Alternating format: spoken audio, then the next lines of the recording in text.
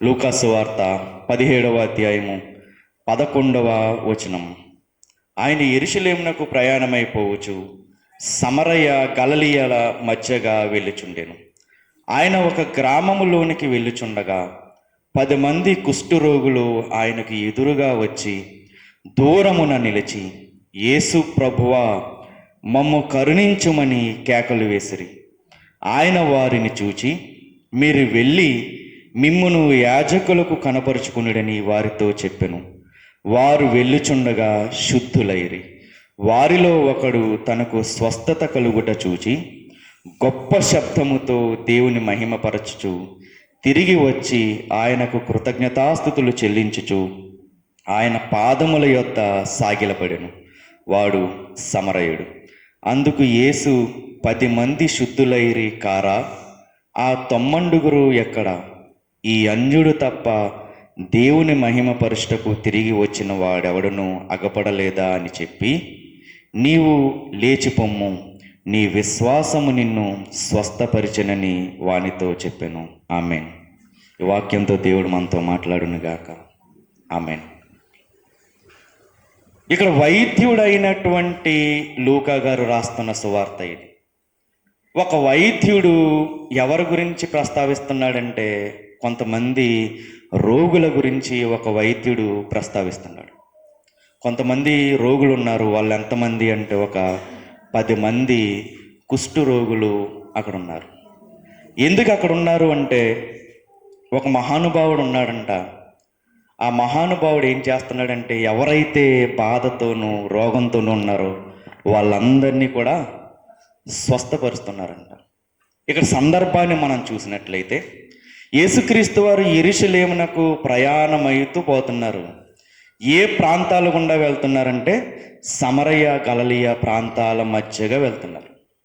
యెరూషలేముకు వెళ్ళే మార్గంలో ఆయనకి ఎదురవుతున్న ఊర్లేంటి? సమరయ, గలిలయ. అలా వెళ్తూ ఉన్నప్పుడు ఆయన ఒక గ్రామంలోకి వస్తుండగా ఒక 10 మంది కుష్ఠరోగులు ఆయనకి ఎదురుగా వచ్చారు. ఎదురుగా వచ్చి ఎక్కడున్నారంటే దూరంగా నిలబడి అడుగుతున్నారంట, యేసు ప్రభువా, మమ్మల్ని కరుణించు కరుణించు అని కేకలు వేస్తున్నారు. అయితే ఇక్కడ ఈ సందర్భాన్ని మొత్తాన్ని మనం చూసినట్లయితే ఎక్కడా జరగనివి, అంతకుముందు ఎవ్వరి జీవితంలో యేసుక్రీస్తు వారు చేయనటువంటి ఒక స్వస్థత ఇక్కడ జరుగుతుంది.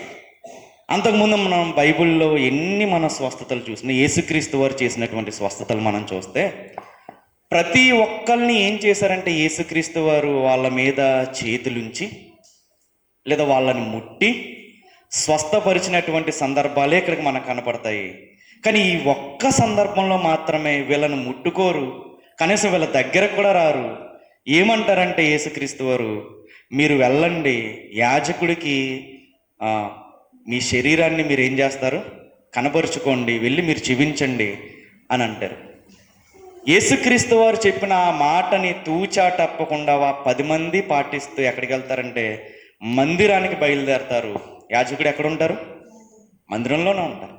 మందిరానికి బయలుదేరుతూ ఉండగా మార్గం మధ్యలోనే వీళ్ళు ఏమయ్యారంటే శుద్ధులయ్యారు. శుద్ధులైన తర్వాత అందరూ కూడా, మిగిలిన 10 మందిలో కూడా అందరూ ఇంటికి వెళ్ళిపోతారు, ఒక్కళ్ళు తప్ప. ఆ ఒక్కళ్ళకి ఎవరు గుర్తొస్తారంటే యేసుక్రీస్తు వారు గుర్తొస్తారు. అసలు నేను ఒకప్పుడు అందరూ అసహించుకునేటట్టుగా ఉండేది కదా నా శరీరం, అందరూ చేదరించేదిగా ఉండేది కదా నా శరీరం. ఈరోజు ఎలా శుద్ధుడయ్యానంటే, ఇలా నా శరీరము ఒక మంచి శరీరంగా మార్చబడింది అంటే దానికి కారణం ఎవరై ఉంటారు అని ఆలోచన చేసి గుర్తొచ్చారంట. ఎవరైనా? యేసుక్రీస్తు వారు. గుర్తొచ్చిన తర్వాత తిరిగి ఆయన దగ్గరికి బయలుదేరుతున్నారు. బయలుదేరిన తర్వాత ఆయన మోకాళ్ళ మీద, ఆయన కాళ్ళ మీద పడి ఏమంటున్నాడంటే, నన్ను మహిమపరిచినందుకు దేవా నీకు స్తోత్రమని కృతజ్ఞతాస్తుతులు చెల్లిస్తున్నారు. అప్పుడు యేసుక్రీస్తు వారు అంటున్నారు, లాస్ట్ మాట, 19వ మాట, నీవు లేచిపొమ్ము, నీ విశ్వాసము నిన్ను స్వస్థపరిచినని వానితో చెప్పాను. జాగ్రత్తగా ఈ ఒక్క మాటని మనం పట్టుకుని మనం ధ్యానిద్దాము. ఎంతమంది కోరుకున్నారు స్వస్థతని? 10 మంది కుష్ఠరోగులు కోరుకున్నారు.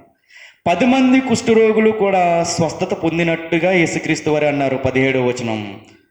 అందుకు యేసు 10 మంది శుద్ధులయ్యారు కదా, ఆ 9 మంది ఎక్కడ? ఇక్కడ జాగ్రత్తగా ఒక మాట చూద్దాము. 10 మంది శుద్ధులయ్యారు, కానీ లాస్ట్కి వచ్చేసరికి నీ విశ్వాసం నిన్ను స్వస్థపరిచిందని అతనితో అన్నారేంటి? 10 మంది మనకు కనపడుతున్నారు. ఈ వెనక్కి వచ్చి కృతజ్ఞతాస్తుతులు చెల్లించినటువంటి వ్యక్తి ఎవరు అంటే సమరయుడు. చూద్దాం ఆ మాట ఎక్కడుందో. 16వ వచనం. గొప్ప శబ్దముతో దేవుని మహిమపరచుచు తిరిగి వచ్చి ఆయనకు కృతజ్ఞతాస్తుతులు చెల్లించుచు ఆయన పాదముల యొద్ద సాగిలపడ్డాడు. వాడు సమరయుడు. 10 మంది ఉన్నారు సమరయ గలిలయ ప్రాంతాల్లో వ్యాధితో బాధపడుతున్నవారు. ఒక్కడి గురించే దేవుడు ఎందుకు రాయిస్తున్నాడు? పైగా ఒక్కడి గురించి రాయిస్తాం ఒక మాట పెడితే వాడు ఎవడో కూడా చెప్తున్నాడు. ఎవరంట ఆయన? సమరయుడు. ఎందుకు పర్టికులర్గా సమరయుడు అని ఆయన ఒక్కడనే మెన్షన్ చేయాల్సి వచ్చింది పరిశుద్ధాత్ముడు? ఎందుకు మెన్షన్ చేసి ఉండొచ్చు అంటే, మిగిలిన 9 మంది సమరయులు కాకపోయి ఉండొచ్చు, యూదులై ఉండొచ్చు, లేదా వేరే వాళ్ళు ఎవరన్నా అయి ఉండొచ్చు. కానీ ఈ వ్యక్తి ఎవరు అంటే సమరయుడు. మిగిలిన 9 మంది ఎలాంటి వారు అనేది మనకు బైబిల్లో సరైనటువంటి ఆధారాలు లేవు. ఖచ్చితంగా ఈయన సమరయుడు అని మెన్షన్ చేశాడంటే దేవుడు వాళ్ళ సమరయులు కాకపోయి ఉండొచ్చు. ఎందుకు పర్టికులర్గా సమరయుడు అని మెన్షన్ చేశాడు దేవుడు ఆలోచించగలిగితే, ఈ 10 మంది కూడా ఏ వ్యాధితో బాధపడుతున్నారు? కుష్టు వ్యాధితో బాధపడుతున్నారు. ఒక్కసారి మనం ఆలోచించగలిగితే ఆనాటి సమాజంలో కుష్టు వ్యాధితో బాధపడుతున్నటువంటి వాళ్ళని ఎక్కడుంచేవారంటే ఊరికి దూరంగా, ఎక్కడో జనావాసాలకి దూరంగా వాళ్ళు ఉండేవారు. ఒక రకంగా ఆలోచించగలిగితే వాళ్ళకు వచ్చిన వ్యాధి వల్ల కుటుంబ సంబంధాలని విడిచిపెట్టారు. వాళ్ళకు ఉన్నటువంటి వ్యాధి వల్ల చుట్టూ ఉన్న సమాజం వాళ్ళని ఎలా చూస్తుంది అంటే చిన్న చూపు చూస్తుంది, చేదరించుకుంటుంది. ఇంకా ఒక రకంగా చెప్పాలంటే వాళ్ళకు ఉన్నటువంటి వ్యాధి వల్ల వాళ్ళ జీవితం పట్ల వాళ్ళకి ఎటువంటి భరోసా కూడా లేదు. రేపు నా జీవితం ఎలా ఉంటుందో అన్న ఆశ కూడా చచ్చిపోయినటువంటి జీవితాలు. ఎవరన్నా కాస్త అన్నం పెడితే బాగున్ను, మా కడుపు నింపుకుంటాము అన్నటువంటి బాధాకరమైనటువంటి పరిస్థితులు. ఒక పక్క చూస్తేనేమో వ్యాధి శరీరాన్ని తినేస్తుంది, ఒక పక్క చూస్తేనేమో నా అనుకున్న వాళ్ళు, నా దగ్గర అనుకున్న వాళ్ళు ఎవరు కూడా నన్ను ఆదరించడానికి కూడా నా వ్యాధి ఏం చేసింది? వాళ్ళని దూరం పెట్టేసింది. నేను తిన్నానా లేదా అన్న పట్టించుకునే నాదుడే నాకు కరువయ్యాడు. మా బాగోగులు చూసేవాళ్ళు కూడా మాకు దూరం అయ్యారు. ఒక్కొక్కసారి మన పరిస్థితి కూడా ఇలాగే ఉంటుంది. జీవితం అంతా బాగున్నప్పుడు, కుటుంబ పరిస్థితులు అంతా బాగున్నప్పుడు ఎవరో వెంటనే వస్తారు? మన చుట్టూ మన అనుకున్న వాళ్ళందరూ వచ్చి చేరతారు. ఒక్కసారి జీవితం తలకిందులయ్యిందనుకో, ఆరోగ్యం తలకిందులయ్యిందనుకో, మనల్ని చూసే నాదుడే ఎవ్వడు కూడా మన దరికి చేరడు. ఎందుకు? ఇంటికి వెళ్తే మళ్ళీ ఇప్పుడు నన్ను ఏ సాయం అడుగుతాడో, ఇంటికి వెళ్తే మళ్ళీ నేను అక్కడుండి వాళ్ళకి చెయ్యాల్సి వస్తుందేమో అన్నటువంటి పరిస్థితుల్లోనే మన జీవితాలు ఉంటాయి. ఎప్పుడు జీవితం గనక తిరగబడినప్పుడు. అన్నీ బాగున్నప్పుడు ఎవరు చేరతారు చుట్టూరు? బెల్లం చుట్టూ ఈగలు చేరినట్టు ప్రతి ఒక్కడు మన చుట్టూ చేరతాడు. ఒక్కసారి జీవితం తలకిందులైతే మాత్రం మనల్ని కన్నెత్తి చూసేవాడు కూడా ఎవరు ఉండరు. ఇంకా చెప్పాలంటే మన రక్త సంబంధికుల్లోనే మనం ఎలా ఉన్నామో అన్నటువంటి పరిస్థితులను అడిగి తెలుసుకునే వాళ్ళు కూడా ఎవరు ఉండరు. ఎందుకంటే ఇప్పుడు మళ్ళీ నేను ఎలా ఉన్నామని ఫోన్ చేస్తే నన్నేం సహాయం అడుగుతుందో, మళ్ళీ ఇది నా తలకు చుట్టుకుంటుందేమో అనే ఒక భయం మనం ఏ ఆదరణకి నోచుకోలేనట్టుగా చేస్తాం. ఇక్కడ 10 మంది కుష్ఠరోగుల పరిస్థితి కూడా అలాగే ఉంది. ఒక పక్క వ్యాధి శరీరాన్ని తినేస్తుంటే, ఒక పక్కన చుట్టూ చూస్తుంటే మనుషులు వాళ్ళు అన్నటువంటి మాటలు ఏం చేస్తున్నాయంటే మనస్సుల్ని తినేస్తున్నాయి. వ్యాధి ఏమో శరీరాన్ని తినేస్తుంది, మాట దేన్ని తినేస్తుంది? మనస్సుని తినేస్తుంది, మనస్సుల్ని ముక్కలు చేసేస్తుంది. అటువంటి పరిస్థితుల్లో, అటువంటి బాధను అనుభవిస్తున్నటువంటి, ఊరికి దూరంగా బ్రతుకుతున్నటువంటి ఆ 10 మంది కుష్ఠరోగుల దగ్గరికి ఒక వార్త వచ్చింది. ఏంటా వార్త అంటే, మనుషులు మనకు దూరంగా ఉండొచ్చు, మనుషుల్ని మనల్ని వెలివేయచ్చు, ఈ సమాజం మనల్ని వెలివేయచ్చు, కానీ మనల్ని ఆదరించేవాడు ఒకడు ఉన్నాడంట ఒక చోట. ఆయన ఈరోజు ఈ మార్గం గుండా వెళ్తున్నారంట. ఒక్కసారి గనక మనం ఆయన్ని కలుసుకోగలిగితే మన జీవితము బాగుపడుతుంది.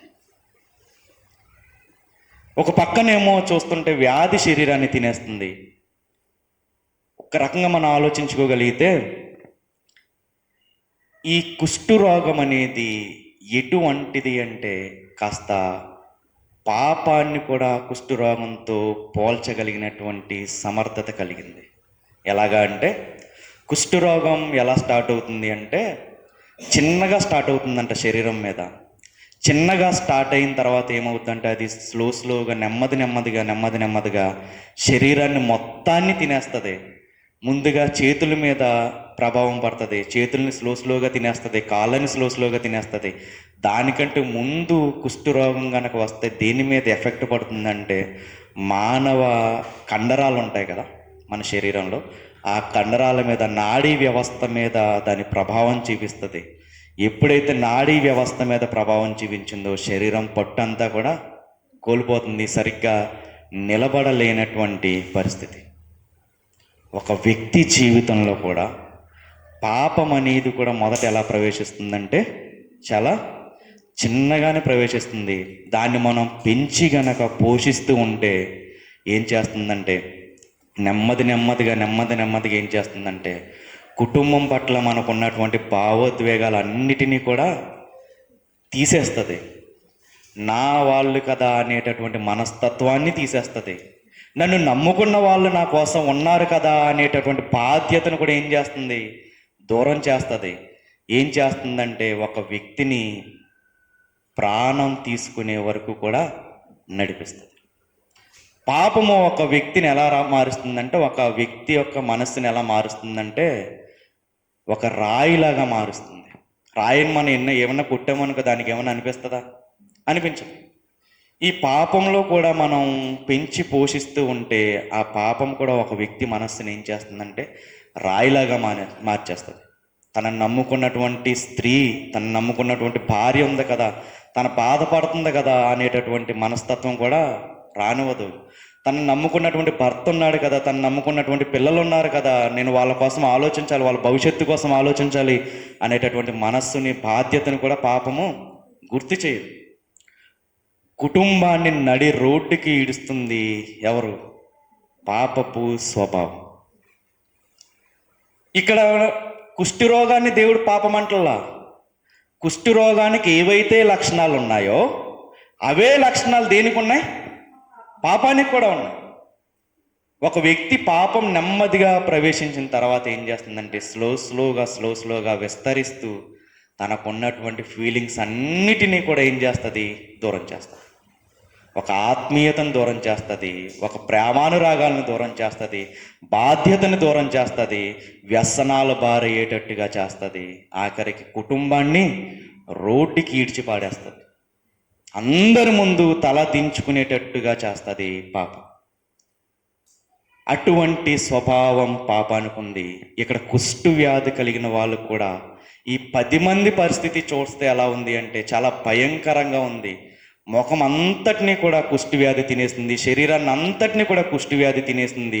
శరీరంలో నుంచి కారుతూ ఉన్నది, రసి కారుతూ ఉన్నది, కుక్కలు వచ్చి నాగుతూ ఉంటాయి. వాళ్ళని వాళ్ళు కాపాడుకోవడానికి కూడా ఎటువంటి ఆస్కారం లేనటువంటి పరిస్థితి. ఎవరైనా ముద్ద పెడితే తిందాము అన్నటువంటి పరిస్థితి. మనల్ని ముట్టుకుంటానికి కూడా ఎవరో సాహసం చేయట్లేదు కదా, ఇంకా మన బాధల్ని ఎవరు చూస్తారు అనేటటువంటి బాధపడే పరిస్థితి ఎవరికి ఉంది? ఈ కుష్టు రోగులకు ఉంది. వీళ్ళ దగ్గరకు ఒక న్యూస్ వచ్చిందంట. ఏంటా వార్త అంటే, ఎవరో ఒక ఆయన ఉన్నాడు, ఆయన ముట్టుకుంటుంటే చాలు అందరూ కూడా స్వస్థపరచబడుతున్నారు, మనల్ని కూడా ఆయన ముట్టుకుంటే బాగున్ను అని ఎదురు చూస్తూ ఉన్నారు. అలా ఎదురు చూస్తున్నటువంటి వాళ్ళకి దేవుడు ఒక స్వస్థతనిచ్చాడు. కాకపోతే ఇక్కడ మనం ఆలోచించవలసింది, వాళ్ళు అనుకున్నటువంటి స్వస్థత కాదు దేవుడిచ్చింది, దేవుడు అనుకున్నటువంటి స్వస్థత దేవుడిచ్చాడు. ఒక్కొక్కసారి మనం జీవితంలో కూడా మనం ప్రార్థన చేస్తున్నప్పుడు నేను అనుకున్నది దేవుడు ఇవ్వట్లేదేంటి అని మనం బాధపడతాము. కానీ మనం అనుకున్నది కాదు మనం అడగాల్సింది. ఎవరు అనుకున్నది? దేవుడికి ఇష్టమైంది, దేవుడు అనుకున్నది గనక మనకిస్తే అది ఎలా ఉంటుందంటే మనం కోరుకున్న దానికన్నా చాలా ఉత్తమమైనట్టుగా ఉంటుంది. వీళ్ళు కూడా అనుకున్నారు, అంతకుముందు ఎవరి జీవితంలోనో దేవుడు స్వస్థత చేశాడు. ఆ స్వస్థతను పొందినటువంటి వ్యక్తి కూడా ఎవరు అంటే కుష్ఠరోగంతో బాధపడుతున్నటువంటి వ్యక్తి. ఆ కుష్ఠరోగిని గురించి కూడా ఎవరు రాశారంటే ఇదే లూకా గారు రాశారు. ఒకసారి ఆయన పరిస్థితి కూడా చూద్దాము. లూకాసు వార్త 5వ అధ్యాయము, లూకాసు వార్త 5వ అధ్యాయము 12వ వచనం. ఆయన ఒక పట్టణములో ఉన్నప్పుడు ఇదిగో కుష్ఠరోగముతో నిండిన ఒక మనుష్యుడు ఉన్నాడు. వాడు యేసుని చూసి సాగిలపడి, ప్రభువా, నీకిష్టమైతే నన్ను శుద్ధినిగా చేయగలవని ఆయనను వేడుకునేను. అప్పుడు ఆయన చూడండి, చెయ్యి చాపి వాడిని ఏం చేశారంట? ముట్టుకున్నారు. ముట్టుకుని, నాకిష్టమే, నీవు శుద్ధుడవు కమ్మని అనగానే ఆ కుష్ఠరోగం వానిని విడిచింది. అప్పుడు ఆయన, నీవు ఎవ్వనితోనూ చెప్పక వెళ్ళి వారికి సాక్షార్థమై నీ దేహమును యాజకునికి కనపరుచుకొనమని నీవు శుద్ధుడైనందున మోషేకు నియమించినట్టు కానుకలను సమర్పించమని ఆజ్ఞాపించు. ఇక్కడ కూడా ఏ వ్యక్తి కనబడుతున్నారు? కుష్ఠరోగంతో బాధపడుతున్నటువంటి ఒక వ్యక్తి కనబడుతున్నారు. ఆయన ఏం చేస్తున్నాడంటే దూరం నుండి యేసుక్రీస్తు వారిని చూశారు, దగ్గరికి వచ్చాడు. వచ్చి ఏం చేస్తున్నాడు? సాగిలపడుతున్నాడు. సాగిలపడేమంటున్నాడు, ప్రభువా, నీకు ఇష్టమైతే నన్ను శుద్ధినిగా చేయగలవని ఆయనను వేడుకున్నాడు. అప్పుడు ఆయన చెయ్యి చాపి ముట్టి వాడిని ఏం చేశాడు? నాకు ఇష్టమే, నువ్వు శుద్ధుడవు కమ్ము, నువ్వు శుద్ధుడవు, నాకు ఇష్టమే అన్నాడు. అన్న తర్వాత ఇక్కడ కూడా ఏం చేస్తున్నాడు? నువ్వు వెళ్ళి నీ దేహాన్ని ఎవరికి చూపించుకోమంటున్నారు? యాజకుడికి కనపరుచుకో అంటున్నారు.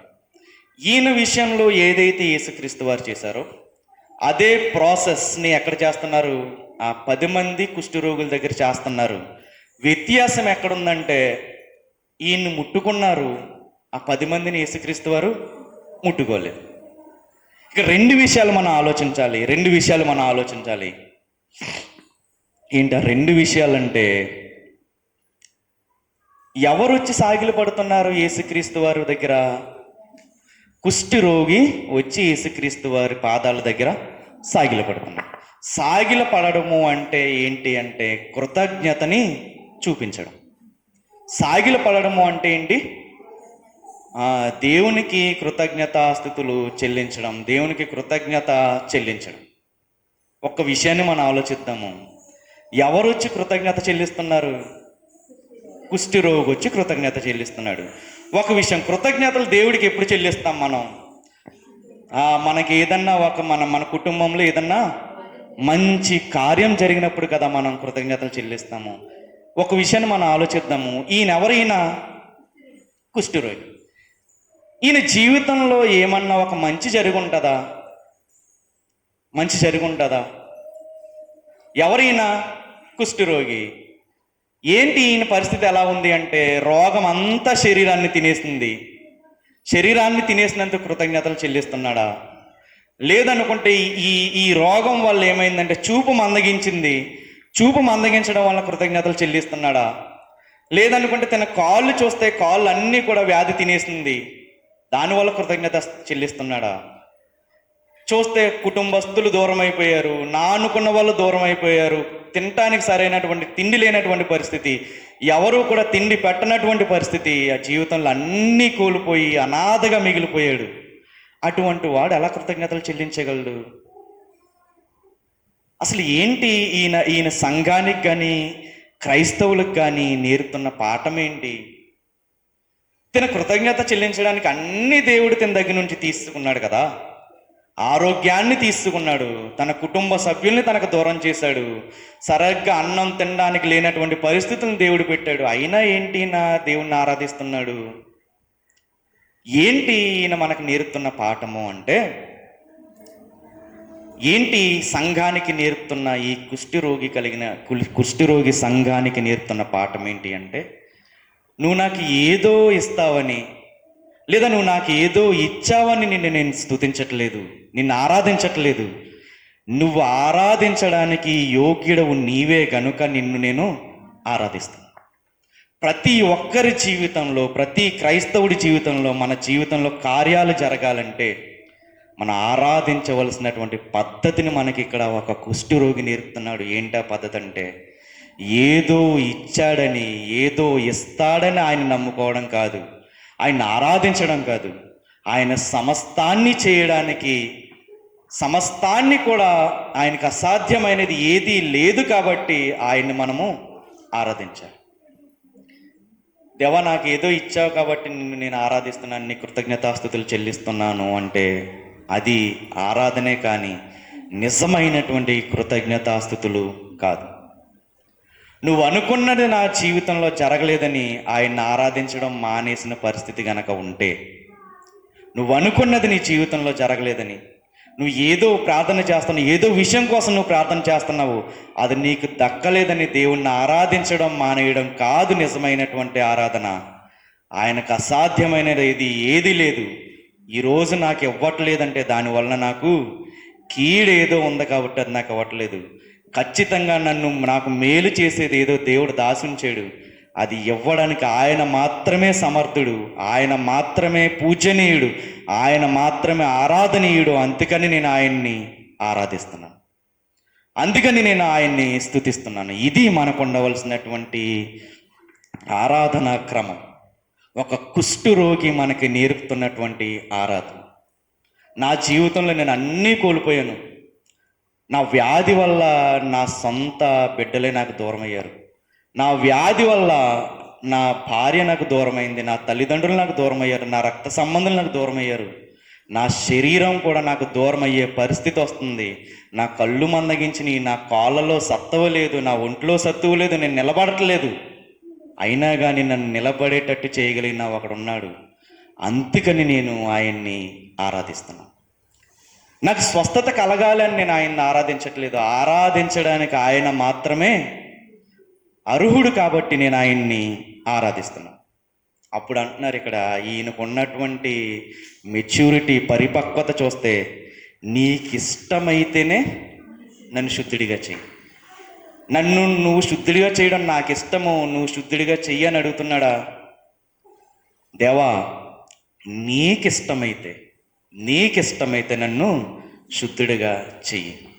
అప్పుడు అన్నారు యేసుక్రీస్తు వారు, నాకు ఇష్టమే. అయితే ఈయన జీవితంలో స్వస్థత ఒకలా వచ్చింది, ఆ 10 మంది జీవితంలో స్వస్థత ఒకలా వచ్చింది. ఈయన జీవితంలో సాక్షాత్తు యేసుక్రీస్తు వారు అతన్ని ముట్టినప్పుడు స్వస్థత వచ్చింది. ఈ 10 మంది జీవితంలో ఎప్పుడు స్వస్థత వచ్చింది అంటే, ఆయన చెయ్యమన్నది చేసినప్పుడు స్వస్థత వచ్చింది. తేడా అర్థమైందా మీకు? ఒక్కొక్కసారి మన జీవితంలో కూడా దేవుడు ఏం చేస్తాడంటే, మన పక్కవాడికి ఇచ్చినటువంటి ఆశీర్వాదం అలాగే అదే విధంగా మనకి దేవుడు ఇవ్వడు. మన పక్కవాడికి ఇచ్చినటువంటి ఆరోగ్యం అదే విధంగా దేవుడు మనకి ఇవ్వడు. మన పక్కన వాళ్ళకి ఒకలాగా ఆశీర్వదించాడు, మనల్ని ఇంకొకలాగా ఆశీర్వదిస్తాడు. కానీ ప్రతి ఒక్కరి జీవితంలో ఆశీర్వాదం అనేది ఖచ్చితంగా వస్తుంది. ఒక కుష్ఠరోగినేమో ముట్టి స్వస్థపరిచాడు, మిగిలిన కుష్ఠరోగులను ఏం చేశాడంటే చేయమని స్వస్థపరిచాడు. చేయమన్నాడు. ఏం చేయమన్నాడు? మళ్ళీ వెళ్దాం అక్కడికి. లూకాసు వార్త 17వ అధ్యాయము 14వ వచనం. ఆయన వారిని చూసి, మీరు వెళ్ళి మిమ్మును యాజకులకు కనపరుచుకున్నాడని వారితో చెప్పాను. వారు వెళ్ళుచుండగా శుద్ధులయ్యారు. వెళ్ళకపోతే వెళ్ళమన్నది ఎవరు? యేసుక్రీస్తు వారు. చెయ్యమన్న పని ఎవరు చేస్తున్నారు? కుష్ఠరోగులు చేస్తున్నారు. చేయడం వల్ల మార్గం మధ్యలోనే ఏమైంది? వాళ్ళకి శుద్ధులయ్యారు. అంటే ఒక్కొక్కరి జీవితంలో ఏం జరుగుతుంది అంటే, దేవుడు ఒక్కొక్క రకంగా ఆశీర్వాదాన్ని ఇస్తాడు తప్ప, మన పక్కవాడిని ఎలాగైతే ఆశీర్వదించాడో అదే ఆశీర్వాదం మనకి రాదు. కానీ ఆశీర్వాదం అనేది ఖచ్చితంగా వస్తుంది. కాకపోతే వాళ్ళకి ఎలా వచ్చిందో మనకి అలాగే రావాలని రూల్ ఏమీ లేదు. ఏం చేయమన్నాడు ఇక్కడ? ఏం చేయమన్నాడు? ఈ 10 మంది రోగుల్ని వెళ్ళండి, వెళ్ళి మీ శరీరాన్ని యాజకుడికి కనపరుచుకోండి. యాజకుడికి కనపరుచుకోండి. ఏం చెప్తున్నారంటే దేవుడు, యాజకుడు ఎక్కడుంటారు యాజకుడు? దేవుని మందిరంలో ఉంటారు. ఇప్పుడు యాజకుడి దగ్గరికి వెళ్ళమంటున్నారంటే మీకు స్వస్థత కలగాలంటే మీరు ఎక్కడికి వెళ్ళాలి? దేవుని మందిరానికి వెళ్ళాలి. మన జీవితంలో కూడా మనకి ఏ కష్టం వచ్చినా, ఏ బాధ వచ్చినా, లేదంటే మన కుటుంబము తల్లకిందులైపోయినా ఫస్ట్ మనల్ని ఆశ్రయించవలసింది ఎవరిని? దేవుని మందిరాన్ని. దేవుని మందిరాన్ని మనము ఆశ్రయించాలి. మనుష్యులను కాదు, మనుష్యులను నమ్ముకుంటే కంటే యెహోవాను ఆశ్రయించుట మేలు. రాజులను నమ్ముకుంటే కంటే యెహోవాను ఆశ్రయించుట మేలు. ఎందుకు ఇక్కడ యాజకుడికి కనపరుచుకో అన్నారు అంటే, యాజకుడి నోట ఎవరుంటారు అంటే దేవుని వాక్యము ఉంటుంది. మన జీవితాలు బాధలతో ఉన్నప్పుడు, మన జీవితాలు సమస్యలతో నిండినప్పుడు, ఎటువంటి పరిస్థితులు మనకు లేకుండా అన్ని దారులు మూసుకుపోయినప్పుడు ఏమనిపిస్తుందంటే, మనకి సాతాను మనతో మాట్లాడుతుంది. ఏమంటదంటే, అసలు నువ్వు ఆలోచించుకున్నది ఒకటి కదా, నీ జీవితంలో ఒకటి జరగాలనుకుంటే ఇంకోటి జరుగుతుంది కదా, నీకు మనశ్శాంతి లేదు కదా, నీ భవిష్యత్తు మీద నీకు భరోసా లేదు కదా, నిన్ను బాగు చేశాడని దేవుడు ఎలా అనుకుంటున్నావు, ఎందుకు బాగు చేస్తాడనుకుంటున్నావు, ఇంకా నీ జీవితము ఇంతే, నువ్వు ఎంత కష్టపడినా నీ జీవితంలో ఒక రేణింపు ఉండదు, నీ కుటుంబ పరిస్థితులు మారవు, నీ జీవితంలో మనశ్శాంతి ఉండదు, నీ జీవితంలో ఒక సమాధానం ఉండదు, ఒక ప్రేమ ఉండదు, నీ జీవితంలో ప్రేమకు నోచుకోలేవు నువ్వు అని చెప్పి ఏం చేస్తుందంటే సాతాను, ఏవైతే మన కష్టాలు మన జీవితంలో ఇంతకు ముందు ఉన్నాయో ఆ కష్టాలని మనం ముందుంచుతుంది తప్ప, ఆ కష్టాలని దేవుడు ఎలా దాటించాడో ఆ దాటించిన విధానాన్ని మన ముందు ఉంచదు. మన జీవితంలో మనం పడ్డ కష్టాలనే మనకు చూపిస్తుంది సాతాను. ఆ కష్టాల్ని ఎలా దాటుకు రాగలిగిన సామర్థ్యతను దేవుడిచ్చాడో దాన్ని ఏమాత్రము కూడా చూపించదు. అప్పుడు అనిపిస్తుంది మనకి, ఇంకా నా జీవితం అంతా కష్టాలేనేమో, నేను ఇంక ఈ భూమి మీద ఉండడం కన్నా నా ప్రాణాన్ని తీసుకుంటే కానీ నాకు జీవితానికి సుఖం ఉండదని అనిపిస్తుంది. కానీ దేవుడు ఏమంటాడంటే, నిన్ను నేను బాగు చేస్తాను, కాకపోతే నువ్వు వెళ్ళవలసిన స్థలం ఒకటి ఉంది. ఆ స్థలం ఏంటి? దేవుని మందిరం. ఒకేసారి వచ్చేస్తే ఒకేసారి కార్యాలు జరిగిపోతాయని మనం ఎట్టి పరిస్థితుల్లోనే అనుకోకూడదు. అలా వస్తూ ఉంటే దేవుడు మాట్లాడుతూ ఉంటాడు, ఎలా జీవితాన్ని కట్టుకోవాలో, ఎలా అప్పులు పాలైపోయినటువంటి నీ కుటుంబాన్ని కట్టుకోవాలో, నీకున్నటువంటి డబ్బును నువ్వు ఎలాగా జ్ఞానవంతంగా ఖర్చు చేయాలో, నీకున్నటువంటి అప్పుల్ని నువ్వు జ్ఞానవంతంగా ఎలా తీర్చాలో అన్నటువంటి మాటల్ని ఎక్కడ వినిపిస్తాడు అంటే దేవుడు ఆయన మందిరంలో ఆయన సేవకుల ద్వారా దేవుడు వినిపిస్తాడు.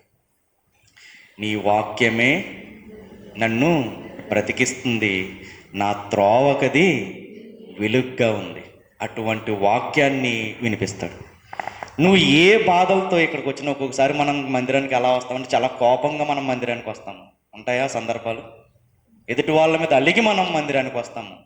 ఒక్కొక్కసారి మన మనస్సు విరిగిపోయిన పరిస్థితుల్లో మందిరానికి వస్తాము. ఒక్కొక్కసారి జీవితం అంతా దుర్భర పరిస్థితులు అయిపోయింది, వారం అంతా ఏం బాగోలేదన్న ఉద్దేశంతో మందిరానికి వస్తాము. కానీ ఎప్పుడైనా మీరు వచ్చినప్పుడు మీరు ఆలోచించుకోండి, ఒకసారి వెళ్ళిపోయినప్పుడు మనం ఏ కండిషన్తో అయితే మనం చర్చికి వస్తామో, మందిరానికి వస్తామో, వాటన్నిటినీ దేవుడు ఏం చేస్తాడని సమాధానపరిచి ఒక తృప్తిగా మనల్ని బయటికి పంపిన సందర్భాలు మన జీవితంలో ఖచ్చితంగా ఉన్నాయి. ఏం జరుగుతుంది ఈ మందిరంలో అయితే? ఏం జరుగుతుంది ఈ మందిరంలో అంటే, ఒక వ్యక్తి తన బ్రతుకులో ఎలా బ్రతకాలో అన్నటువంటి విధి విధానాలని ఎక్కడ నేర్పుతున్నాడు? దేవుడు మందిరంలో నేర్పుతున్నాడు. ఒక వ్యక్తి తన అవమాన పాలైపోయినప్పుడు తను ఎలా తల ఎత్తుకుని జీవించగలదో ఆ మార్గాన్ని కూడా ఎవరు నేర్పుతున్నాడు? దేవుడు నేర్పుతున్నాడు. ఒక వ్యక్తి వ్యాధి బారిన పడుతుంటే తనని ఎలా రక్షించుకోవాలో అన్నటువంటి విషయాన్ని కూడా ఎవరు నేర్పుతున్నారు? ఎక్కడ నేర్పుతున్నాడంటే దేవుని మందిరంలో నేర్పుతున్నాడు. అందుకే అంటున్నారు, మీరు వెళ్ళి యాజకుడికి మీ శరీరాన్ని కనపరుచుకోండి, మీరు స్వస్థపరచబడతారు. మన జీవితంలో కూడా కొన్ని కార్యాలు జరగాలంటే ఎప్పుడూ కూడా వచ్చిన వెంటనే జరిగిపోతాయని ఎప్పుడు కూడా అనుకోకూడదు. స్లోగా దేవుడు ఏం చేస్తాడు? నెమ్మదిగా మనల్ని ఎందులోకి తీసుకెళ్తాడు? ఒక పరిపూర్ణతలోనికి దేవుడు తీసుకువెళ్తాడు. ఇక్కడ ఈ 9 మంది శుద్ధులయ్యారు. కాకపోతే 19వ వచనంలో దేవుడు ఒక్కళ్ళ గురించే మాట్లాడుతున్నారు. ఎవరా వ్యక్తి అంటే సమరయుడు. ఒక పక్కన వ్యాధి వలన ఊరికి దూరం అవుతూ ఉంటే, ఇంకో పక్కన ఏంటి అంటే తన చుట్టూ ఉన్న జనాంగం కూడా ఈయన సమరయుడు అవడం వల్ల దూరం పట్టినటువంటి పరిస్థితి. ఎందుకంటే యూదులు ఎవరో కూడా సమరయులతో మాట్లాడరు, వాళ్ళతో స్నేహం చేయరు. ఒక పక్క వ్యాధి తను తినేస్తుంటే, ఒక పక్కన ఈడు ఏం పాపం చేశాడో వీడికి దాపరించింది అన్నటువంటి సూటిపోటి మాటలు.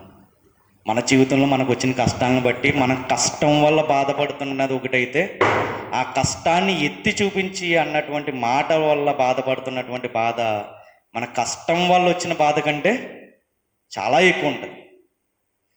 ఆదరించడం మానేసి మనం వెనకాల ఏమంటారంటే దీనికి బాగా జరిగింది, దీనికి ఎలాగ జరగాలంటే ఇలాగే జరగాలి, ఏదో ఉంది కదనో రెచ్చిపోయింది, ఇప్పుడు దేవుడు ఏం చేశాడంటే ఒక్కటి వేసాడు, దెబ్బకి సతికిలు పడిపోయింది. మనం ముందు వచ్చి ఏమంటారంటే అయ్యో అలా జరిగిందా అని అంటారు. బయటికి వెళ్ళగానే ఏమంటారంటే దానికి అలాగే జరగాలి. ఇవే మాటలు మనకు ఉంటాయి. కానీ దేవుడు ఏమంటున్నాడంటే నువ్వు ఏ తప్పు చేసినా, నన్ను విడిచి నువ్వు వెళ్ళిపోయినా మళ్ళీ నేనేం చేస్తాను, నిన్ను ఆదరిస్తాను. 9 మంది కూడా శుద్ధులయ్యారు, కానీ ఒక్కడికి మాత్రమే స్వస్థత వచ్చింది. ఇక్కడ ఏం రాయబడిందంటే తెలుగు బైబిల్లో నీవు లేచిపోమ్ము, నీ విశ్వాసం నిన్ను స్వస్థపరిచిన నీ వానితో చెప్పుని. ఇదే ఇంగ్లీష్ బైబిల్లో ఏమని ఉంటుందంటే హోల్ అని ఉంటుంది. స్వస్థత దగ్గర ఏమని ఉంటుందంటే హోల్, WHOLE, హోల్. అంటే హోల్ అంటే ఏంటి అంటే పరిపూర్ణత అని అర్థం. పరిపూర్ణత, మొత్తము పరిపూర్ణత. తేడా ఏంటి అంటే అందరూ శుద్ధులయ్యారు, 9 మంది, 10 మంది శుద్ధులయ్యారు, ఒక్కడు మాత్రమే పరిపూర్ణతలోకి వచ్చాడు, సంపూర్ణతలోకి వచ్చాడు. ఎలాగొచ్చాడు అంటే శుద్ధులయ్యారు అంటే అప్పటి వరకు వ్యాధి ఏం చేస్తుంది, వాళ్ళ చేతుల్ని తినేస్తుంది. ఎప్పుడన్నా మనం కుష్టి రోగులను చూస్తే మనకు అర్థమవుద్ది, వాళ్ళ వేళ్ళు ఎక్కడ దాకా ఉంటాయి, సగం వరకు ఉంటాయి. వాళ్ళ కాళ్ళు వేళ్ళు కూడా చాలా మట్టికి తినేసి ఉంటాయి. ఇక్కడ శుద్ధులు అవ్వడానికి, ఈయన ఒక్కడే స్వస్థపరచబడ్డానికి, సంపూర్ణతలోకి రావడానికి తేడా ఏంటి అనేది వీళ్ళు శుద్ధులయ్యారు. కాకపోతే శుద్ధులు అవడం అంటే అప్పటి వరకు వాళ్ళ వేళ్ళు ఉన్నాయి కదా, ఆ వేళ్ళు ఎక్కడి వరకు ఆగిపోయినాయి, అక్కడ వరకు ఉన్నాయి, అలాగే ఉండిపోయినాయి. దాన్ని దేవుడు ఏం చేశాడంటే క్లీన్ చేశాడు, స్వస్థపరిచాడు, శుద్ధం చేశాడు. ఈ ఒక్కడి జీవితంలోనే ఏం చేశాడంటే దేవుడు తను కోల్పోయినవన్నీ కూడా మరలా తిరిగిచ్చాడు. తను కోల్పోయాడు. ఏం కోల్పోయాడు? తన వేళ్ళను కోల్పోయాడు, తిరిగిచ్చాడు. తన కాళ్ళను కోల్పోయాడు, తిరిగిచ్చాడు. తన దృష్టిని కోల్పోయాడు, మరలా తిరిగిచ్చాడు. శుద్ధులు అవడానికి, సంపూర్ణుడు అవడానికి తేడా. ఏం చేస్తున్నారు? ఆ 9 మంది కూడా దేవుడిచ్చినటువంటి స్వస్థతను విడిచిపెట్టి వాళ్ళ ఇష్టానుసారంగా వెళ్ళిపోయారు. ఒక్కడు మాత్రమే జ్ఞాపకం ఉంచుకున్నాడు. ఏంటి ఆ జ్ఞాపకం ఉంచుకున్నాడంటే నన్ను శుద్ధుణ్ణి చేసినటువంటి వ్యక్తి ఒకడు ఉన్నాడు కదా, నేను ఆయన దగ్గరికి వెళ్ళాలి కదా అన్నటువంటి జ్ఞానం కలిగి ప్రవర్తించాడు. మరలా తిరిగి వచ్చాడు యేసుక్రీస్తు దగ్గరికి. తిరిగి వచ్చిన తర్వాత ఏమంటున్నాడంటే నిన్ను నేను సంపూర్ణుడిగా చేస్తున్నాను, నేను సంపూర్ణుడిగా చేస్తున్నాను. ఈరోజు ఈ వాక్యాన్ని వింటున్న మన జీవితంలో కూడా మనం ఆచరించవలసింది ఏంటి అంటే దేవుడు మన జీవితంలో కార్యాలను చేస్తాడు. మరలా మనం ఎవరి దగ్గరికి రావాలి? ఆయన దగ్గరికి రావాలి. మనం ఎన్ని బాధలు అనుభవించినా, ఈరోజు ఈ వాక్యం వింటున్న నీ జీవితంలో ఆ రోజు కుష్టి వ్యాధి వాళ్ళు ఎలాగైతే బాధలు పాలు చేస్తుంది, ఈరోజు నీ కుటుంబాన్ని, నీ మనస్సుని వేధిస్తున్నటువంటి కొన్ని సమస్యలు నిన్ను బాధలకు గురి చేస్తున్నా, నిన్ను అవమానాలకు గురి చేస్తున్నా, నిందల పాలయ్యేటట్టు చేస్తున్నా, నీ కన్నీరు మిగిరుస్తున్నా, నీ జీవితం నలుగురిలో ఎగతాళయ్యేటట్టుగా చేస్తున్నా, నమ్ము ఈ మాట. ఒక్కసారి ఆయన మందిరంలో కనుక రాగలిగితే దేవుడు ఖచ్చితంగా నిన్ను సంపూర్ణుణ్ణి చేస్తాడు. ఎప్పుడు కూడా మనకి దేవుడు ఏదో ఇవ్వలేదని చెప్పి మనం దేవుణ్ణి విడిచిపెట్టకూడదు.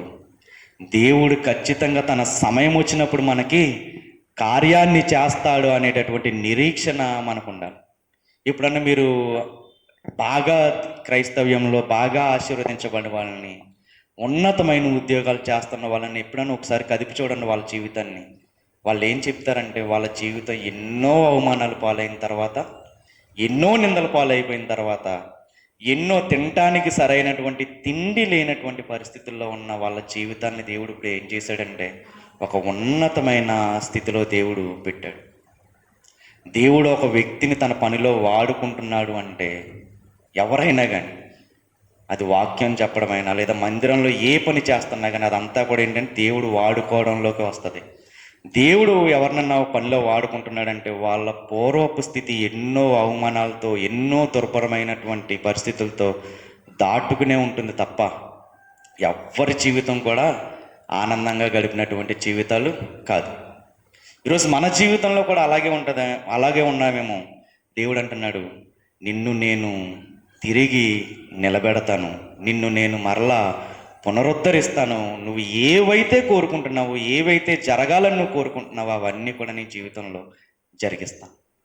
దేవునికి స్తోత్రం, హల్లెలూయా. మనం ఏం చేస్తామంటే ఒక్కొక్కసారి దేవుడు నా జీవితంలో ఏం చేయట్లేదు కదా అని ఎవరిని విడిచిపెట్టేస్తాము. ఫస్ట్ మనం ప్రార్థనని విడిచిపెట్టేస్తాము, వాక్యాన్ని చదవడం మానేస్తాము. తర్వాత ఎక్కడికి మానేస్తామంటే మందిరానికి రావడం కూడా మానేస్తాం. అప్పుడు మనం ఎవరి చేతుల్లోకి వెళ్తాము? సాతాను చేతుల్లోకి వెళ్తాము. ఇంకా బాధను ఇంకా రెట్టింపు చేస్తుంది. కానీ ఎప్పుడైతే మందిరానికి వచ్చి ఆయన వాక్యాన్ని ధ్యానించడం మొదలు పెడతామో, ఆయన మాటను వినడం మొదలు పెడతామో, ఆయన ఆరాధించడం మొదలు పెడతామో, అప్పుడు అంటారు, నువ్వు ఎవరు ప్రేమకు నోచుకోవాలనుకుంటున్నావు వాళ్ళ ప్రేమకి నోచుకునేటట్టుగా చేస్తాను. నువ్వు ఎవరి మీద నమ్మకం ఉంచుతున్నావో వాళ్ళని, నీ నమ్మకాన్ని వమ్ము చేయకుండా నేను చేస్తాను. కానీ ఎప్పుడు కూడా మనం దేవుణ్ణి విడిచిపెట్టకూడదు. ఒకవేళ విడిచిపెట్టి త్రోవ తప్పిపోయిన పరిస్థితుల్లో ఉన్నా, తప్పిపోయిన కుమారుడి ఇంటికి వచ్చేసరికి ఏం చేశాడు? ఆయన ఒక గొప్ప విందు చేశాడు. విందు చేసేదానికి ముందు ఏం చేశాడంటే తన చేతికి ఒక ఉంగరాన్ని తొడిగాడు. తర్వాత తనకు ఒక వస్త్రాన్ని ఇచ్చాడు. వస్త్రాన్ని ఇచ్చిన తర్వాత ఏం చేశాడంటే గొప్ప విందు చేశాడు. త్రోవ తప్పు ఒకవేళ ఈరోజు ఈ పరిస్థితుల్లో కనుక మనం ఉంటే, నా జీవితంలో ఏ కార్యము చేయట్లేదు కదా దేవుడు అని ఒకవేళ దేవుణ్ణి విడిచిపెట్టి, ప్రార్థనని విడిచిపెట్టి, ప్రార్థన చేయడానికి కూడా మనసు రాక ఈరోజు ఈ పరిస్థితుల్లో కనుక ఉంటే, దేవుడు అంటున్నాడు, ఒక్కసారి నా దగ్గరికి రా, ఒక్కసారి నీకున్న సమస్యను బట్టి మోకాళ్ళయ్యి, నేను ఫస్ట్ నువ్వు కోల్పోయిన కీర్తిని నీకు ఇస్తాను, తర్వాత నీకు రక్షణ వస్త్రాన్ని ఇస్తాను, ఒక విందు నీ కోసం నేను సిద్ధం చేస్తాను. అంటే ఒక ఆశీర్వాదాన్ని నీ కోసం నేను దాచిపెట్టాను. అది పొందుకోవాలంటే ఫస్ట్ ఎక్కడికి రావాలంటే నువ్వు మందిరానికి లేదా దేవుని సన్నిధికి నువ్వు రావాలి, ప్రార్థనలో నువ్వు గడపాలి. మార్కు సువార్తలో ఒక వ్యక్తి ఉన్నారు. ఆయన ఎక్కడున్నాడంటే గెరాసీనుల దేశంలో ఉన్నాడు. ఒకసారి చూద్దాం ఆయన్ని. మార్కు సువార్త 5వ అధ్యాయము, మార్కు సువార్త 5వ అధ్యాయము 6వ వచనం, 4వ వచనం నుంచి చదువుదాము. పలుమారు వాని కాళ్ళకును చేతులకును సంకెళ్ళు వేసి బంధించినను వాడు ఆ చేతి సంకెళ్ళు తెంపి కాళ్ళ సంకెళ్లను తుత్తునీయులుగా చేసెను గనుక ఎవడునూ వానిని సాధుపరచలేకపోయెను. వాడు ఎల్లప్పుడూ రాత్రింబగళ్ళు సమాధులలోను కొండలలోనూ కేకలు వేయచ్చు తన్ను తాను రాళ్లతో గాయపరుచుకొనుచూ ఉండెను. వాడు దూరం నుండి యేసును చూశాడు. చూసిన తర్వాత పరిగెత్తుకుంటూ వచ్చాడు. వచ్చిన తర్వాత ఆయనకు నమస్కారం చేశాడు. అప్పుడు అంటున్నాడు, యేసు, సర్వోన్నతుడైన దేవుని కుమారుడా, నాతో నీకేమి? నన్ను బాధపరచుకోమని దేవుని పేరట నీకు ఆనబెట్టుచున్నానని బిగ్గరగా కేకలు వేశాను. ఎందుకనగా అపవిత్రాత్మ ఈ మనిషిని విడిచిపోమ్మని వానితో చెప్పాను. మరియు ఆయన నీ పేరేమని వారిని అడుగగా వాడు, నా పేరు సేన, ఏలనగా మేము అనేకులమని చెప్పి తమ్మును ఆ దేశంలో నుండి తోలివేయవద్దని ఆయనను మిగుల బ్రతిమాలు కొనెను. ఈయన చూస్తే మనకు ఒకటి అర్థం కావాలి. ఈయన శరీరంలో ఎన్ని దెయ్యాలు ఉన్నాయంట? అనేకమైన దెయ్యాలు ఉన్నాయి. అనేకము అన్న దానికి సేన అని పేరు పెట్టారు. సేన అంటే ఇంగ్లీష్లో లిజియన్ అని అర్థము. లిజన్ అంటే ఇంచుమించు 3000 నుంచి 6000 మంది కలిగిన సమూహాన్ని మనకి ఇక్కడ ఏమంటారంటే సేన అని అంటారు. ఈయన శరీరంలో ఇప్పుడు ఇంచుమించు ఎన్ని దెయ్యాలు ఉన్నాయి? 3000 నుంచి 6000 దెయ్యాలు ఉన్నాయి. ఒక విషయాన్ని మనం ఆలోచిద్దాం. 6000 దెయ్యాలు ఎవరిలో ఉన్నాయి? ఒక వ్యక్తిలో ఉన్నాయి. ఆ 6000 దెయ్యాలు ఆయనలో ఉన్న ఈయన చేస్తున్న పని ఏంటి చూడండి. 6వ వచనంలో, వాడు దూరం నుండి యేసుని చూసి పరిగెత్తుకుని వచ్చి ఆయనకు నమస్కారము చేశాడు. 6000 దెయ్యాలు ఎవరిని ఆపలేకపోయినాయి?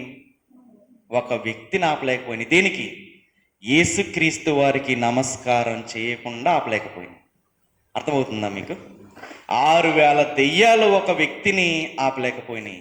ఈరోజు మందిరానికి రాకుండా ఏది మనల్ని అడ్డగిస్తుంది? ఆరాధనకి రాకుండా అడ్డగించే పరిస్థితి ఏముంది మనకి?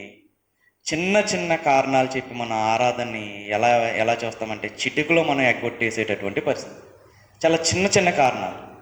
6,000 దెయ్యాలు మనిషిలో ఉన్నాయంటే మాటల. ఆ 6,000 దెయ్యాలు ఎవరిని ఆపలేకపోయినాయి? ఒక మనిషిని, దేవుణ్ణి ఆరాధించకుండా ఆపలేకపోయింది. 6,000 దెయ్యాలు. ఈరోజు మనల్ని కూడా ఏదన్నా ఆపుతుందేమో మనల్ని మనం పరీక్షించుకోవాలి. మనకున్న బాధలు ఒకవేళ దేవుణ్ణి ఆరాధించకుండా ఆపుతుందా? మనకున్న అనారోగ్యం దేవుణ్ణి ఆరాధించకుండా ఆపుతుందా? లేదంటే ఒక్కొక్కసారి మనకు దేవుడిచ్చిన ఆశీర్వాదమే మనల్ని దేవుణ్ణి ఆరాధించకుండా కనుక ఆపుతుంటే మనల్ని మనం ఒకసారి హెచ్చరించుకోవాలి. దేవుణ్ణి ఆరాధించడానికి మనకున్న ఆశీర్వాదం కనుక అడ్డు అవుతుంటే ఖచ్చితంగా దేవుడు ఏం చేస్తాడు? దాన్ని దూరం చేస్తాడు. ఎప్పుడు ఆయనకి ఇవ్వవలసిన సమయాన్ని మనము ఆయనకి ఇవ్వాలి. ఆయన చెప్పింది మనం ఏం చేయాలి? చెయ్యాలి. ఈ 10 మంది చెప్పింది చేశారు. ఒక్కడు మాత్రమే దేవుణ్ణి గుర్తుపెట్టుకుని కృతజ్ఞతాస్తుతులు చెల్లించడానికి వచ్చారు. అప్పుడు ఈయన ఏమయ్యాడంటే సంపూర్ణుడయ్యాడు. సంపూర్ణుడయ్యాడు.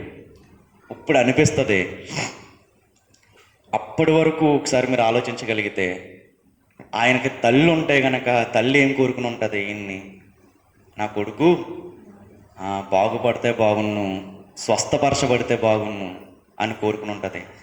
తండ్రి అదే కోరుకుని ఉంటాడు. ఒకవేళ భార్య ఉండుంటే, నా భర్త నా దగ్గరికి వస్తే బాగున్ను, మేమిద్దరం కలిసి దేవుణ్ణి ఆరాధించుకుంటాము. పిల్లలుంటే, నా తండ్రితో నాకు కలిసి తిరగాలని ఉంది, కానీ నా తండ్రికి ఉన్న వ్యాధి మమ్మల్ని ఏం చేసింది? దూరం చేసింది అని బాధపడి ఉంటారు ఒకవేళ ఉంటే, ఫ్యామిలీ ఉండుంటే. కానీ తన తల్లి ఒకవేళ అనుకుని ఉంటుంది, నా కొడుకు శుద్ధపరచబడితే బాగున్ను, నా కొడుకు బాగుపడితే బాగున్నా అని తల్లిదండ్రులు కోరుకుని ఉంటారు. నా భర్త బాగుపడితే బాగున్నాను భార్య కోరుకుని ఉంటుంది. నా తండ్రి మారితే బాగున్ను అని ఎవరు కోరుకుని ఉంటారు? పిల్లలు కోరుకుని ఉంటారు. కానీ దేవుడు ఏం చేశాడంటే ఆ తల్లి, ఆ తండ్రి, ఆ భార్య, ఆ పిల్లలు అనుకున్న ప్రతీదీ కూడా దేవుడు ఏం చేశాడు? నెరవేర్చాడు. సంపూర్ణుణ్ణి చేసి ఇంటికి పంపాడు. ఇప్పుడు అనుకుంటుంది తల్లి, నేను ఎలా ఉండాలని కోరుకున్నానో ఇప్పుడు నువ్వు అలాగే నా కళ్ళ ముందుకు వచ్చావరా, దీనికి మించిన సంతోషం నాకేమీ లేదురా. తండ్రి అనుకుని ఉంటాడు, వయసు వచ్చిన నా కొడుకు నేను ఎలా ఉండాలని కోరుకుంటున్నానో అలాగే ఉన్నాడు. కష్టపడే తత్వాన్ని దేవుడు నీకు ఇచ్చాడు. ఈరోజు నీ శరీరం శుద్ధపరచబడింది. నువ్వు కోల్పోయినవన్నీ నీకు తిరిగి వచ్చినాయి. ఈ రోజు నుండి నువ్వు కష్టపడగలవు, కష్టపడి సంపాదించగలవు, మన కుటుంబాన్ని పోషించగలవు. ఈరోజు ఒకవేళ మందిరానికి వచ్చిన మన జీవితంలో దారి తప్పిన బిడ్డల కోసం బాధపడుతున్న తల్లిదండ్రులు ఎవరన్నా ఉంటే, నా కొడుకు ఎలా ఉంటే బాగున్ను, నా కూతురు ఎలా ఉంటే బాగున్ను, నా భర్త నేను అనుకున్నట్టుగా నన్ను ఆదరిస్తే బాగున్ను, నా అత్త నన్ను అనుకున్నట్టుగా నన్ను ఆదరిస్తే బాగున్ను, నా కోడలు నన్ను అనుకున్నట్టుగా నన్ను ప్రేమిస్తే బాగున్ను అని ఒకవేళ మందిరానికి వస్తే, ఒకవేళ ఆ బాధతో ఆ ఆశతో గనక వాక్యం వింటుంటే ఖచ్చితంగా దేవుడు ఏం చేస్తాడంటే, నీ బిడ్డ మారాలని నువ్వు కోరుకుని ప్రార్థన చేస్తున్నావు కదా, నీ బిడ్డ ప్రయోజకుడు అవ్వాలని నువ్వు ప్రార్థన చేస్తున్నావు కదా, వ్యసనాలన్నిటినీ విడిచిపెట్టి ఒక బాధ్యత కలిగి గౌరవంగా జీవించాలని నా కొడుకుని నువ్వు బాధపడుతున్నావు కదా, నువ్వు ఆశపడుతున్నావు కదా, ఖచ్చితంగా దేవుడు నువ్వు అనుకున్న దానికంటే, నువ్వు ఈ కోరుకున్న దానికంటే ఏం చేయగలంటే దేవుడు రెట్టింపుగా వాళ్ళని మార్చి నీకు ఒక ఆనందకరంగా దేవుడు వాళ్ళని చేయగలడు. కుష్టి వ్యాధితో బాధపడ్డాడు, కుటుంబానికి దూరం అయ్యాడు, కన్న బిడ్డలకు దూరం అయ్యాడు, భార్యకు దూరం అయ్యాడు, ఎన్నో అవమానాలు పడ్డాడు. కానీ ఆఖరికి దేవుడు ఏం చేశాడు? స్వస్థపరచబడ్డాడు. ఈయన నుంచి మనం నేర్చుకోవాల్సింది ఏంటి అంటే, అన్నీ కోల్పోయినప్పుడు దేవుణ్ణి స్తుతించాడు, దేవుడి కాళ్ళ మీద పడ్డాడు. అన్నీ వచ్చిన తర్వాత కూడా ఎవరి దగ్గరికి వచ్చాడు? దేవుడి దగ్గరికి వచ్చాడు. ఇది కుష్టి రోగి మనకి నేర్పుతున్న పాఠం. దేవునికి స్తోత్రం. ఎప్పుడు ఒక విషయాన్ని గుర్తుపెట్టుకోవాలి, మన పూర్వపు స్థితి, మన బాధపడ్డ పరిస్థితి, మనం చేల్చబడిన పరిస్థితి, కోల్చబడిన పరిస్థితి ఏది కూడా భవిష్యత్తుని ఎప్పుడు కూడా శాసించలేదు. మన పూర్వపు స్థితి భవిష్యత్తుని ఎప్పుడు కూడా శాసించలేదు. ఆ పూర్వపు స్థితిని కనుక విడిచిపెడితే భవిష్యత్తు ఎలా ఉంటుంది అంటే, ఈ కుష్ఠరోగి ఎలాగైతే సంపూర్ణుడయ్యాడో అలాగే మన జీవితంలో కూడా మనము సంపూర్ణలం అవుతాము. ఎక్కడైతే అవమానించబడ్డామో, ఏ జనం మధ్యనైతే చేదరించబడ్డామో అదే జనం మధ్యలో ఒకప్పుడు ఒకలా ఉండేది కదా వీళ్ళ కుటుంబ పరిస్థితి, ఏంటి ఇలా ఆశీర్వదించబడింది అని. నువ్వు కాదు, నిన్ను అవమానించిన వాళ్ళే నీ గురించి పొగిడేటట్టుగా దేవుడు చేయగలడు. యోవేలు గ్రంథము ముగించేసుకుందాం. యోవేలు గ్రంథము 2వ అధ్యాయము, యోవేలు గ్రంథము 2వ అధ్యాయము, యోవేలు గ్రంథము 2వ అధ్యాయము 25వ వచనం. యోవేలు గ్రంథము 2వ అధ్యాయము 25వ వచనం. మీరు కడుపారా తిని తృప్తి పొంది మీ కొరకు వింత కార్యములు జరిగించిన మీ దేవుడైన యెహోవా నామమును స్తుతించినట్లు నేను పంపిన మిడతలను, గొంగళ పురుగులను, పసర పురుగులను, చీడ పురుగులను అను నా మహా సైన్యము తినివేసిన సంవత్సరముల పంటను మరలా మీకు ఇచ్చేస్తాను. నా జనులు ఇక ఎన్నటికీ సిగ్గునందరు. దేవునికి స్తోత్రం. ఏం కోల్పోయాం మన జీవితంలో? ప్రేమను కోల్పోయావా? ఆదరణ కోల్పోయావా? ఆరోగ్యాన్ని కోల్పోయావా? అవమానాల పాలైపోయావా? కానీ దేవుడు అంటున్నాడు, ఇప్పటివరకు నువ్వు పడ్డది చాలు, నీకు నేను మరలా నువ్వు ఏవైతే కోల్పోయావో వాటన్నిటినీ కూడా నేను మరలా తిరిగిస్తాను. ఆరోగ్యం కోసం వెంపర్లాడుతున్నావా? ఆరోగ్యాన్ని ఇస్తాను. భర్త ప్రేమ కోసం నువ్వు ఎదురు చూస్తున్నావా? భర్త ప్రేమను నీకు అందిస్తాను. భార్య ప్రేమ కోసం ఎదురు చూస్తున్నావా? భార్య ప్రేమను మరలా నీకు అందిస్తాను. పిల్లలు మారాలని ఎదురు చూస్తున్నావా? ఖచ్చితంగా నీ పిల్లల్ని నేను మార్చి చూపిస్తాను. ఏ జనమైతే నీ పిల్లల్ని హేళనగా మాట్లాడారో అదే జనం ముందు నీ పిల్లల్ని ప్రయోజకుల్ని చేస్తాను. వాళ్ళకు ఒక బాధ్యతను నేను ఇస్తాను. ఇక నువ్వు ఎప్పటికీ కూడా సిగ్గుపడవు అన్నటువంటి వాగ్దానాన్ని దేవుడిస్తున్నాడు. మనం చేయవలసింది ఏంటి అంటే, ఏమీ లేనప్పుడు ఆయన్ని స్తుతించాలి, అన్నీ వచ్చాక కూడా ఆయన్ని మరింతగా స్తుతించాలి. ఏదో లేదని మనం దేవుణ్ణి కానీ ఆరాధనని కానీ ప్రార్థనని కానీ విడిచిపెట్టకూడదు. కుష్టు రోగికి అన్నీ కోల్పోయాడు. ఇక ఆఖరిగా తనకు వచ్చేది ఏమన్నా ఉంది అంటే మరణమే తనను పలకరిస్తా తప్ప ఇంక పలకరించేవాడు ఎవడు కూడా ఉండడు. కానీ ఆ మరణం పలకరించే ముందు ఎవరు పలకరించారు? యేసుక్రీస్తు వాళ్ళు పలకరించారు. పలకరించగానే ఏమైందంటే వాళ్ళ జీవితం వాళ్ళు అనుకున్న దానికన్నా రెట్టింపుగా, వాళ్ళు అనుకున్న దానికంటే ఒక అనూహ్యమైనటువంటి మలుపు తిరిగింది. తన కుటుంబంతో కలిసి ఆనందించే పరిస్థితుల్లోకి వెళ్ళింది. 6,000 దెయ్యాలు ఒక మనిషిని ఆపలేకపోయి. ఒక్కసారి మనల్ని మనం పరిశీలించుకోవాలి. దేవుని మందిరానికి దూరం చేస్తున్నటువంటి పనులు ఏమున్నా మనం ఏం చేయాలి? వాటిని విడిచిపెట్టాలి. అవేవి కూడా మనల్ని ఆపకూడదు. దేవుడి వాక్యం మన జీవితంలో ఫలింప చేయునుగాక. ఆమేన్.